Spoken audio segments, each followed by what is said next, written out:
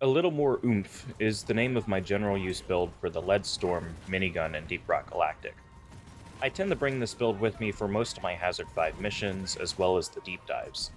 It especially comes in handy when I require a lot of firepower in one concentrated location. While it is definitely possible to build the minigun for more of an AoE build, where it's better to deal with multiple enemies at the same time, I personally feel that the gunner's other two primary weapons are much more efficient for this task compared to the minigun. So I tried to build my minigun loadout where the main benefit is to have a concentrated but consistent firepower in a smaller area.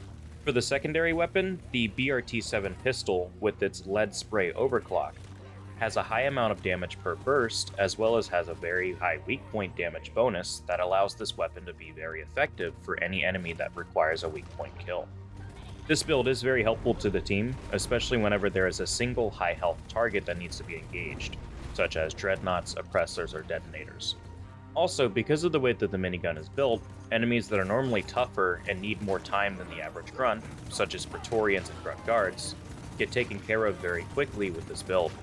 Also, like I mentioned previously, the BRT-7 provides very high damage for these kinds of enemies as well, as long as they're hit in their weak point. So with all that out of the way, let's discuss the actual details of this build, starting with the Lead Storm minigun. For the minigun, I use the A Little More OOMPH overclock, which is where this build gets its name from. This overclock increases the overall damage of the minigun by 1, as well as decreases the spin-up time, which is the time that the minigun needs to spin before firing, by 0.2 seconds. I know 0.2 seconds doesn't sound like a lot, but really it's a decrease of almost 30% from the baseline. If you're watching this video and you don't have this overclock currently, I don't want you to get discouraged. You can still follow this build step by step without any overclock equipped and still have a very nice build for the minigun. The only difference is that it'll have a little bit less damage, as well as it'll take a little longer to spin up before using. So now let's talk about the gear modifications on the minigun that I use for this build. For Tier 1, I chose the Improved Platform Stability mod that decreases the base spread from 100% to 25%. I'm not exactly looking for the minigun to perform like a laser beam, however, this mod does provide a substantial increase in accuracy and makes it easier to hit what I'm aiming at.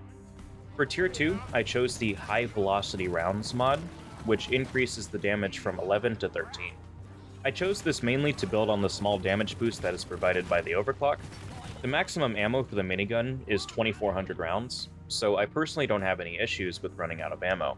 However, if you do, then the other mod for Tier 2 increases the maximum ammo to 3,000. For Tier 3, I chose the Hardened Rounds mod, which adds plus 200% to the armor breaking capability of the weapon.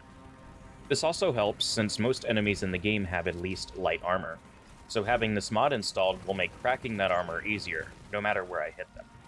For Tier 4, I chose the Magnetic Bearings mod, which increases the time that the barrels take to stop spinning by 33%. This specifically makes it easier for me to stop and start firing again, which I do a lot. For those of you who don't know, when the barrels stop spinning, the player is required to spin up the weapon again before it can fire, so having the barrels take a longer time to stop spinning is a benefit. Although I personally chose the Magnetic Bearings mod, I honestly would leave this one up to personal choice. All three of the options in this tier are very good. Finally, for Tier 5, I chose the Cold as the Grave mod, which cools the gun slightly for every kill I get.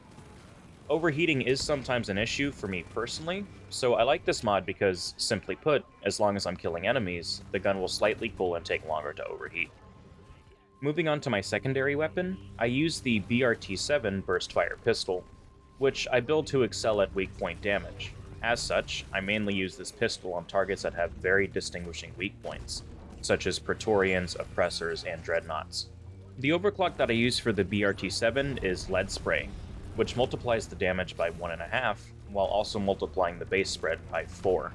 I personally like using this overclock compared to the other weapons like the Bulldog Revolver, because I personally feel that even with the plus 300% base spread, using the BRT-7 is more controllable than the Bulldog, and it also has higher damage, even compared to Elephant rounds.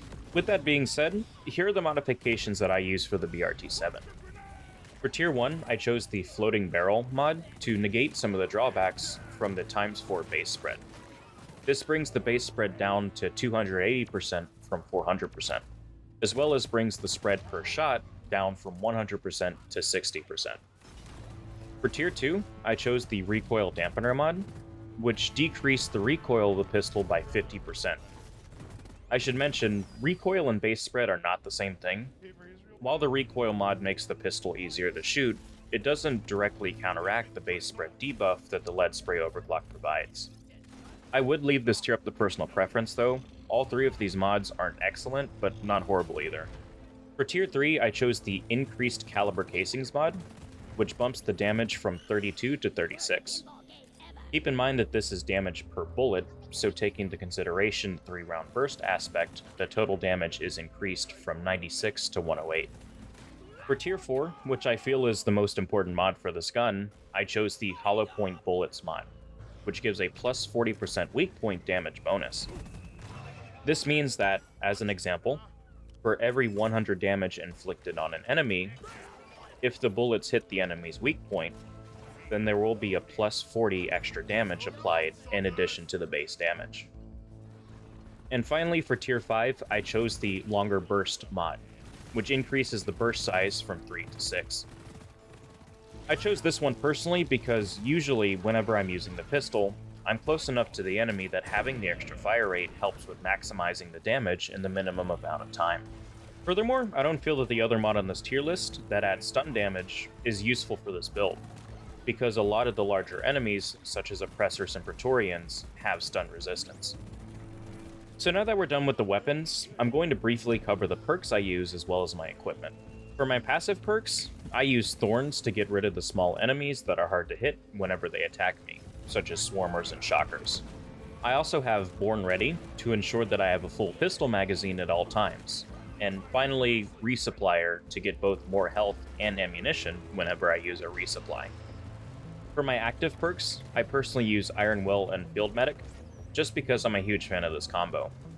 A lot of people feel that Iron Will is overrated, however, so a great substitution would be Dash, to get yourself out of those sticky situations. For my other equipment, I'll go ahead and put what I use up on the screen now. I use the same or very similar equipment build for all my loadouts. The only thing that I want to make note of is for the gunner shields.